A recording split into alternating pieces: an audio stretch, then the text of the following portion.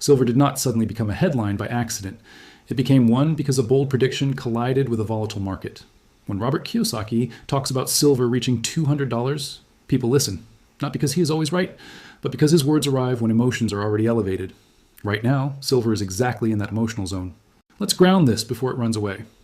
Compared to yesterday, silver is holding firm after sharp moves. Price is not collapsing, but it is not calm either. That alone should raise caution.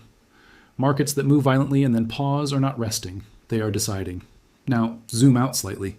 Compared to last year, silver is in a completely different regime. Last year, silver was building momentum. This year, silver is managing excess. That matters. Last year was about discovery. This year is about digestion. Silver has already done the hard work of repricing higher. Now it's dealing with the consequences of that move. This is where predictions like $200 silver become dangerous if misunderstood. Not because the number is impossible, but because timing is everything. Silver is not a straight escalator. It's a staircase with missing steps. You don't fall because the destination is wrong. You fall because you step when the floor isn't there. Kiyosaki's prediction works like gasoline on an already warm engine. It increases speed, not stability. That's the warning. When silver runs too far, too fast, belief replaces balance, and markets punish that. This year compared to last year, volatility has expanded dramatically. Daily ranges are wider, pullbacks are sharper, recoveries are faster. That tells us silver is under pressure, not losing relevance. Pressure is not weakness, but it is dangerous. Think of silver like a pressure cooker without a clear release valve. As long as heat builds, the lid rattles. That rattling is what we're seeing now. Kiyosaki's $200 call adds heat. It doesn't remove risk. The problem is not optimism. The problem is positioning. Many people hear a big number and assume time is irrelevant. That holding through anything is the strategy. Silver doesn't reward that mindset. Silver rewards patience and punishes stubbornness. Compared to last year, leverage in silver markets is higher. Participation is broader. And expectations are louder. That combination creates fragility. This is where the general structure matters. Silver is smaller than gold. Its liquidity is thinner. Its dual role makes it more reactive. When confidence rises, silver surges. When confidence cracks, silver drops harder than expected. This is why silver can feel like it. Betraying holders, even when the long-term story hasn't changed. It's not betrayal, it's mechanics. Kiyosaki's prediction should be treated like a weather forecast, not a calendar reminder. It tells you a storm may come. It does not tell you when the wind shifts. Right now, the silver market is not aligned for smooth upside. It's aligned for turbulence. That doesn't invalidate bullish scenarios, but it absolutely invalidates complacency. Compared to yesterday, silver is still tense. Compared to last year, silver is overheated. Compared to a decade ago, silver is operating in a completely different demand environment. Those facts can coexist. This is why warnings matter now, not warnings of collapse, warnings of misinterpretation. Silver can eventually move much higher and still hurt people badly along the way. That's the trap. The mistake is thinking a bold prediction means a straight path. Silver never moves in straight lines when expectations are crowded. And right now, expectations are crowded. The market is thinning under the surface. Liquidity steps back when volatility rises. That's when sudden drops happen. Not because value disappears, but because balance breaks. This is the environment where silver tests discipline. If you are holding silver today, the most important question is not whether $200 is possible. The question is whether you understand what silver does before it gets there. Because the journey is where most people lose conviction, capital, or both. This is not the moment for blind confidence. It's the moment for awareness. And that brings us to the next issue. If bold predictions raise expectations, and if volatility punishes poor positioning, then what actually drives these sudden drops in silver? The reason silver punishes people after bold predictions is not psychological. It is mechanical. This is where most commentary fails. Silver does not fall because belief disappears. It falls because leverage breaks. To understand this, look at how silver actually trades. Unlike gold, silver futures require less capital per dollar of exposure. That attracts leverage participation. Historically, silver moves about 1.5 to 2 times faster than gold in both directions. This is not opinion. It is observable behavior across decades. When silver rallies sharply, margin usage rises. When margin usage rises, risk increases silently. That silence is dangerous. One verified fact matters here. The futures market for silver is many times larger than annual physical production. That means most price discovery happens in paper markets first, not in vaults, not in factories. When margin requirements increase or volatility spikes, paper positions unwind fast. Physical demand does not disappear, but paper pressure overwhelms price in the short term. This is exactly why silver can drop hard even while industrial demand remains strong. Now connect this to today. Compared to last year, silver trading volumes are higher. Open interest expanded significantly during the rally phase. That expansion confirms participation increased, not just price. More participants means more leverage. More leverage means more fragility. This is where Robert Kiyosaki's prediction intersects with reality. When influential voices project large upside targets, speculative interest grows. Not all of it is reckless, but some of it is. That additional participation raises open interest and margin exposure. It does not add physical supply. This creates imbalance. Think of it like adding more cars onto a bridge without reinforcing the structure. The destination doesn't matter if the bridge can't handle the load. Silver's bridge is narrow. Another verified layer is supply. According to the Silver Institute, global silver supply has been running below demand in recent years, driven largely by industrial usage. Solar, electronics, and electrification are not optional sectors. But supply deficits do not protect price from leverage-driven sell-offs. They only shape the recovery afterward. This is where many investors confuse timing with direction. Silver can be structurally undersupplied and still experience violent drawdowns. Those drawdowns are not contradictions. They are part of how the market resets. Now compare this year to last year again. Last year, silver's rise was gradual at first. Participation built slowly. This year, momentum accelerated quickly. That acceleration compresses time. And when time compresses, reactions become sharper. This is why pullbacks now feel worse than last year's pullbacks. The market is carrying more tension. Another verified point is volatility itself. Measured volatility in silver has expanded significantly compared to the previous year. Wider daily ranges confirm this. High volatility environments reward patience, but punish leverage. This is where the warning becomes practical. If someone hears $200 silver and assumes they can ignore volatility, they misunderstand silver completely. Silver does not trend smoothly when volatility is elevated. It whips, it overshoots, it snaps back. This is why margin-driven selling often appears at the worst possible moment, right after optimism peaks. The sell-off is not a judgment on silver's future. It is a correction of positioning. This is also why long-term holders and short-term traders experience silver very differently. Long-term holders think in years. The market trades in seconds. When those two collide, price becomes violent. Another verified reality is liquidity distribution. Silver liquidity is not uniform across regions. Some markets hold more deliverable metal than others. And when stress hits, price reflects the weakest link, not the strongest.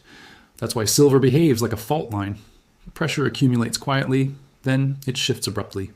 Kiyosaki's prediction amplifies expectations. Expectations amplify positioning. Positioning amplifies risk. That chain reaction matters more than the number itself. This is why the warning is not silver will fail. The warning is silver will test you.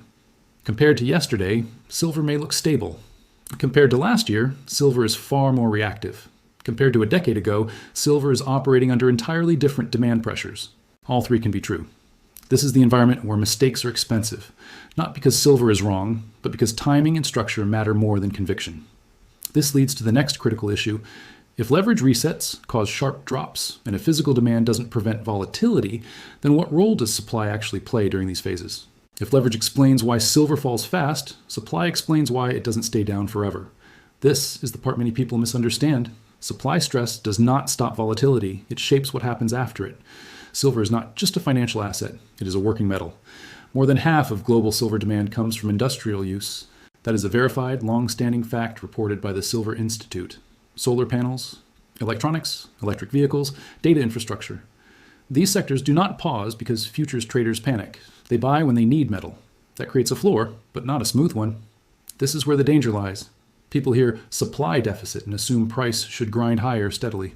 Silver doesn't behave that way. When supply is tight but liquidity is thin, price moves like water in a narrow pipe. Pressure builds behind it. Then it surges or drops suddenly when flow changes. This is why silver often looks weakest right before it strengthens again. Now compare this year to last year. Last year, industrial demand was rising, but inventories were still cushioning the system. This year, that cushion is thinner. Global silver inventories are not collapsing, but they are uneven. Some regions are tight, others are comfortable. That imbalance matters more than total supply numbers. Markets don't price totals, they price availability. When metal is sitting in the wrong place, price reacts violently to even small shifts in demand. This is why silver volatility remains elevated even after pullbacks. Another verified factor is mining supply. Silver mine production has not surged to meet demand. Most silver is produced as a byproduct of other metals like copper and zinc. That means silver supply does not respond quickly to higher prices. This is critical. Even if silver rallies sharply, new supply does not immediately appear. That keeps long-term pressure intact. But again, this does not protect short-term holders from pain. Supply tightness acts like a stretched rubber band. It stores energy. It does not control timing. Kiyosaki's prediction leans on this long-term supply story. And that story is not fantasy. But where people get hurt is assuming supply guarantees near-term upside. It doesn't. It guarantees volatility. This is why silver's drops feel confusing. People expect tight supply to act like a shield. Instead, it acts like tension. The tighter the system, the sharper the moves. Now add another verified layer. Silver inventories in major trading hubs have shifted significantly over recent years. Metal has flowed toward regions with higher premiums and stronger demand. That creates regional stress points. When one hub tightens, price responds globally, even if other hubs still have metal. This is why silver behaves like a market with multiple weak joints. You don't need the whole system to fail. One stressed point is enough. This is also why silver often recovers faster than expected after sharp drops. Once forced selling exhausts itself, there's no equivalent force pushing price lower. Physical buyers step in, not emotionally, practically. They don't chase highs. They wait for weakness. This is where clarity matters again. A violent drop followed by stabilization does not mean danger has passed. It means the market is resetting. Resets can take time. They can involve multiple swings. Silver rarely goes from excess straight into calm. It oscillates. This is why warnings are necessary right now, not because silver is broken, but because silver is unstable. Unstable markets punish impatience. Compared to last year, silver is far less forgiving. Compared to yesterday, silver may look quiet, but quiet in silver often precedes movement. This is where metaphors matter. Silver right now is like a coiled spring under uneven load. Some pressure has been released. Not all of it. If you lean on it without understanding where the tension remains, it snaps. This is why predictions without context are dangerous. They focus on destination and ignore terrain. The long-term case for silver can remain intact, while the short-term experience is brutal. That is not a contradiction. That is silver. Which brings us to the most important question. If volatility is structural, if leverage resets are unavoidable, and if supply tightness keeps pressure alive, then what should actually be watched now? At this stage, the most dangerous mistake is watching silver for answers it cannot give. Silver does not tell you what will happen next in a straight line. It tells you where stress is building. That's what matters now. If Robert Kiyosaki's prediction did one thing, it reminded people how extreme expectations have become. Not wrong, extreme. Extreme expectations change behavior. Behavior changes risk. That is the real signal. Right now, silver is not deciding its final destination. It is deciding how much excess needs to be cleared first. This is why the next phase is not about price targets. It's about reactions. Watch how silver behaves on down days, not up days. Does selling accelerate immediately, or does it stall quickly? That distinction tells you whether forced selling is still active. Watch volume, not headlines. When price moves sharply but volume fades, it signals exhaustion. When both rise together, instability remains. Another key signal is recovery speed. In healthy but volatile markets, silver rebounds quickly from sharp drops. In unhealthy ones, it drifts lower slowly. Right now, rebounds exist, but they are uneven. That suggests the reset is incomplete. This is not bearish, it is unfinished. Also watch gold, but do not mirror it. Silver often diverges from gold during stress phases. Gold absorbs fear, silver amplifies it. If gold stabilizes while silver continues to swing, that is not weakness. That is silver being silver. This is where many holders misread the market. They assume silver must confirm gold. It doesn't. Silver leads emotionally and lags structurally. That's why its moves feel exaggerated. Another practical warning involves time. The most painful losses in silver usually come from impatience, not being wrong, entering too aggressively after a rally, or exiting too emotionally after a drop. Both happen when expectations outrun structure. This is why bold predictions should be treated carefully. They are not roadmaps. They are stress tests. They reveal who is positioned rationally and who is chasing. Silver exposes that difference faster than almost any other asset. Right now, silver is testing discipline, not belief, not conviction. Discipline. If you hold silver today, the most important skill is not forecasting. It is restraint, knowing when not to act. Knowing when volatility is noise, not signal. This is where clarity cuts through the warning. Silver can still move much higher over time. Nothing in recent behavior disproves that. But silver does not reward certainty. It rewards preparation. This is not a market to fall asleep in, and it is not a market to panic in either. It is a market that demands awareness. The warning is simple. Silver is powerful, but it is sharp. Handle it like a tool, not a promise. Those who respect its mechanics survive its swings. Those who ignore them become part of the reset. That's the difference. And that's why the conversation around silver right now should not be about numbers alone. It should be about behavior, because behavior tells you more than any prediction ever will. And silver is watching that closely. And with that being said, silver doesn't need hype to move. It moves when pressure builds. Predictions can be useful, but only if you understand the market they land in. Right now, silver is not calm, and calm is not guaranteed. The mistake isn't believing silver can go higher. The mistake is assuming the path will be easy. If you're watching silver closely, stay focused on behavior, not noise. Volatility is the signal. Discipline is the edge. If this helped you see the market more clearly, make sure you're subscribed, because silver doesn't give second chances when it moves fast. Let me know in the comments where you're watching from, and we'll continue tracking what silver is telling us next.